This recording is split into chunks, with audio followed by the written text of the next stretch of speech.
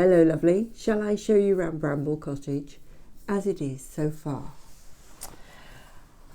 Well, I'm very, very pleased with how it's progressing. Bramble, does it look like blackberry ice cream to you? I came up with a colour with a whole hodgepodge of paint match pots, and one of the ones I was gifted was this really, really vibrant pink, so I put that in with some whites and some creams that I had, and I just love it. I think it's fun. I'm inspired by the, sorry, I know you can't see me very well, but that doesn't matter. I'll come out of camera altogether. I was inspired by the Suffolk pink cottages, but also in Wales you often see brightly coloured cottages, and I just thought that's just fun. Now I do need to dirty it up. At the moment it's all very clean and pristine, so I will be using some pastels and stuff to just dirty it up and make it look a bit weathered, because at the moment it doesn't have any lichen on the roof and it's all a bit too clean. But anyway, we're nearly there with the outside. I need to put on, sorry, it's just slightly out of camera. Oh no, still out of camera. Still out of camera. Anyway, I still need to do a chimney pot for the top. What I have done, and I was going to use these little, what do you call them? Tiles, strips of tiles. And then I realised that I didn't have nearly enough, and I had 2 packs. But with all the joints of things that I had to cut, I was going to waste a huge amount. And then I came across this embossed paper. That's just an odd cutting, but it's embossed, so it's textured, and it has just enough texture that it looks, I think it looks really good. I'm really, really pleased with it. And that it's supplied by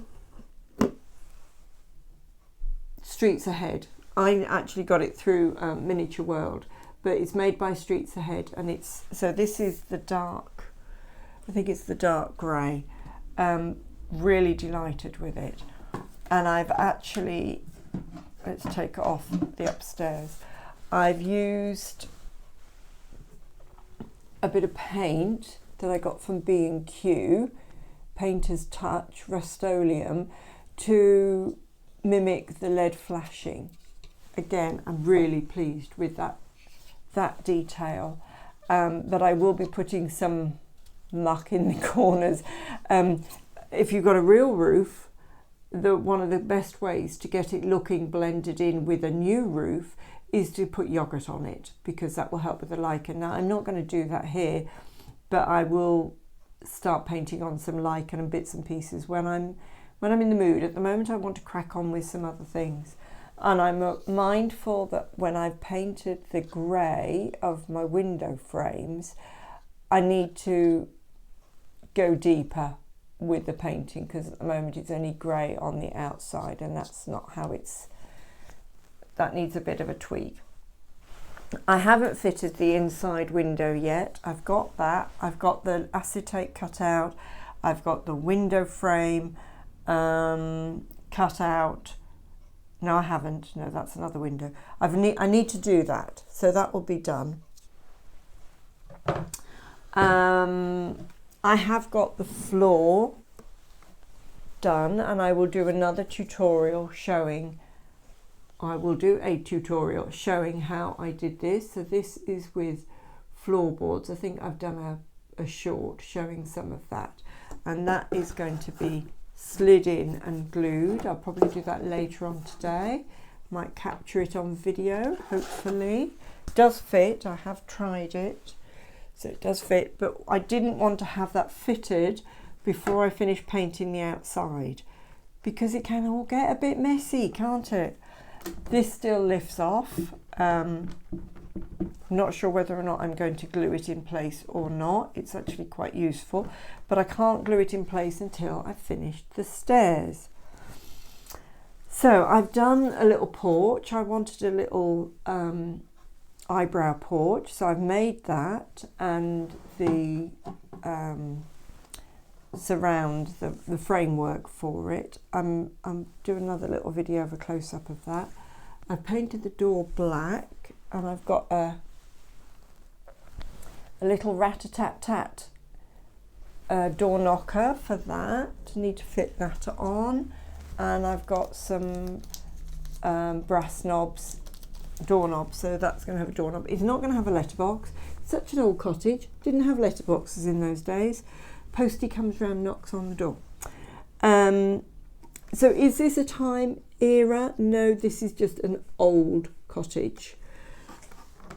Oh, while I remember, I will say, measure with your upstairs whenever you're doing an upstairs. Now this space upstairs, I think it was 6 inches and a nudge. Well, by the time you've put the floor in, that's a bit less. Now, the reality is, it's an attic space. It's not a proper bedroom. It's an attic bedroom.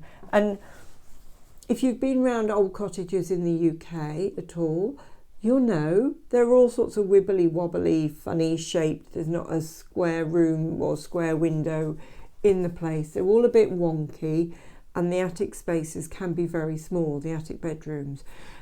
My husband, in reality, is over 6 foot. He would not fit in this room without bumping his head. It would drive him insane.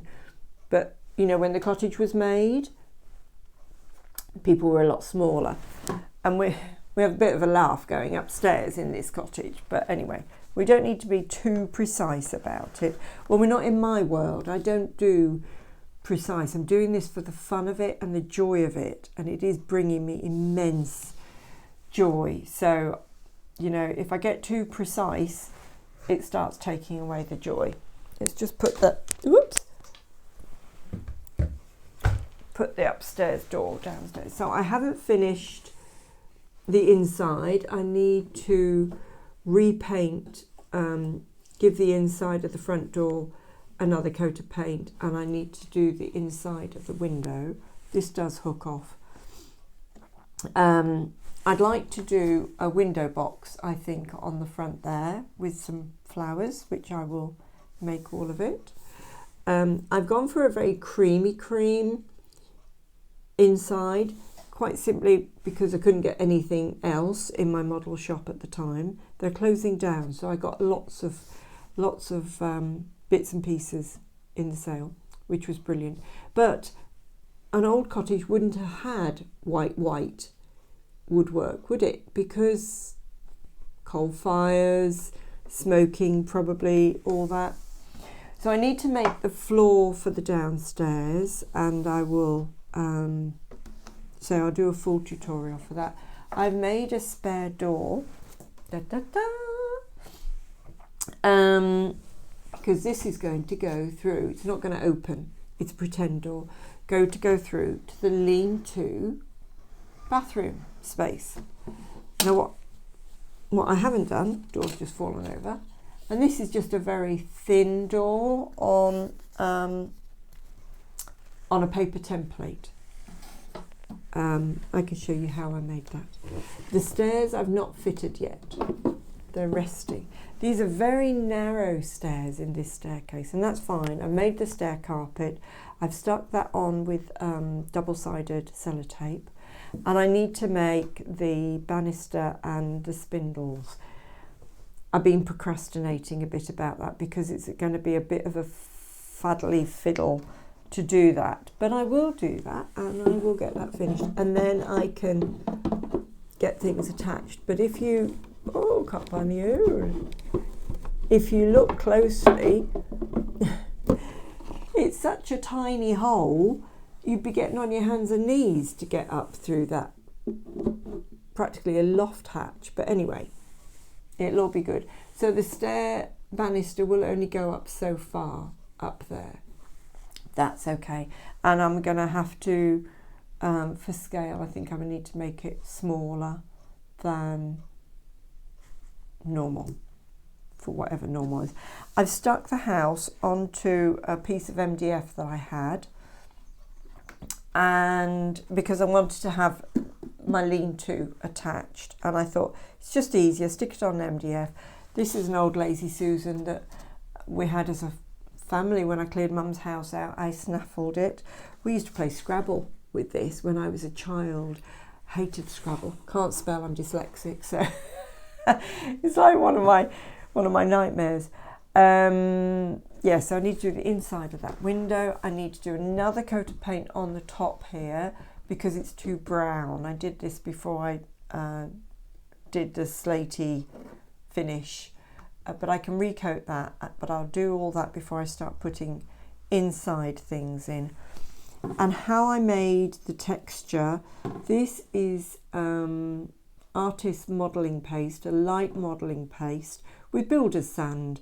So it was all very orange with the builder's sand, but it's given it a lovely rustic texture. So it's, yeah, it's just, there we are.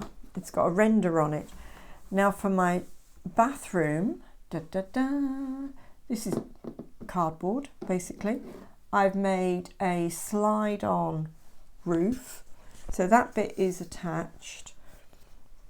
I've made a little Velux. Well, it's not an opening window. It's a skylight rather than a Velux window. Oh, I put it on upside down temporarily. So it does have an overhang there for the rain, which I like. And I've made a door for the inside, which I will fit. And I've made a floor on a piece of card. I've made a floor with the spare floorboards, which I will glue in there. And then just to show you the back, there we are. And I have got lights. I'm going to tidy up the back because I don't like it being quite so messy. This is going to be a little garden space. I've got patterns to make some hollyhocks. I want some tall hollyhocks and different bits and pieces. And when I was at the model shop getting some bits and pieces, he did a lot of train model and dioramas with tanks and stuff like that. So I've got some bits of earth and textured ground kind of stuff. So I will do that in there. So it'll be a little bit of pretty gardeny stuff. But this would be in mind that you could have another cottage here if you wanted. I had hoped that it would fit on top of the wardrobe because I live in a very tiny house myself.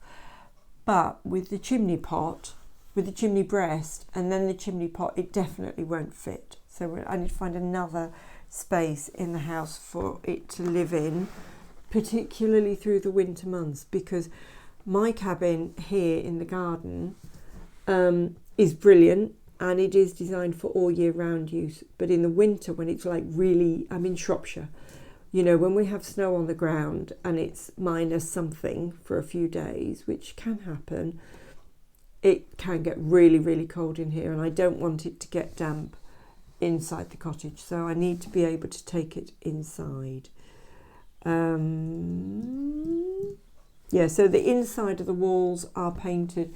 This is sort of an off-white creamy colour thing.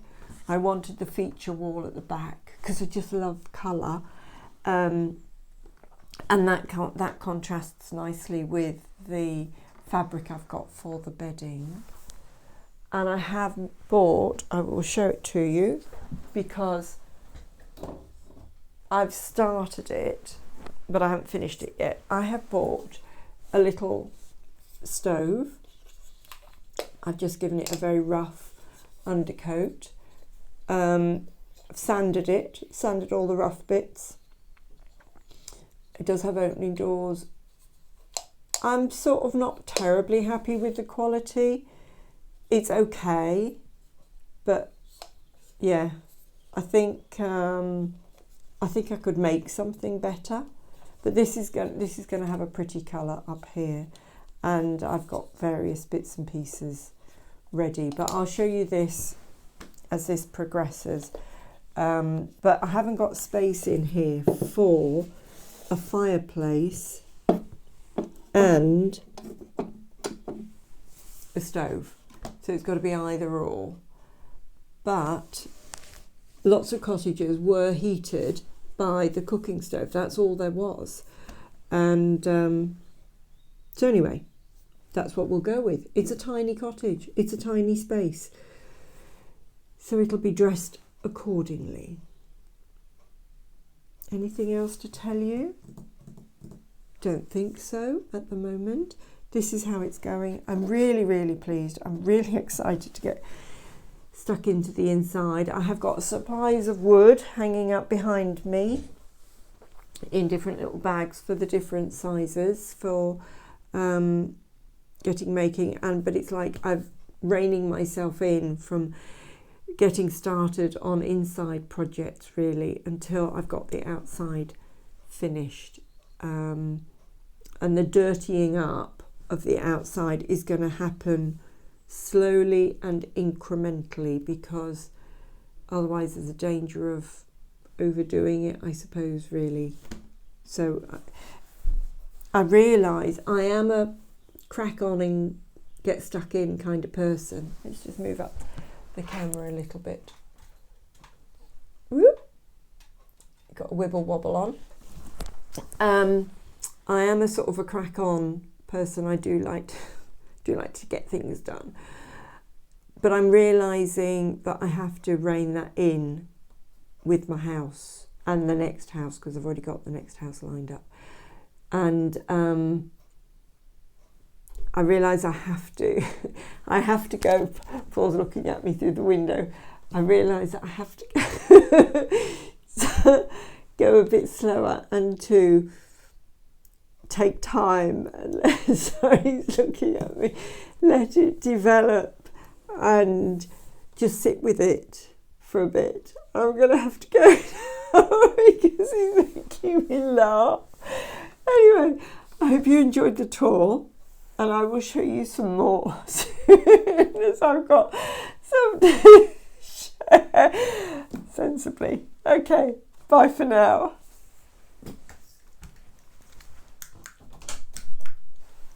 Could you please not do that?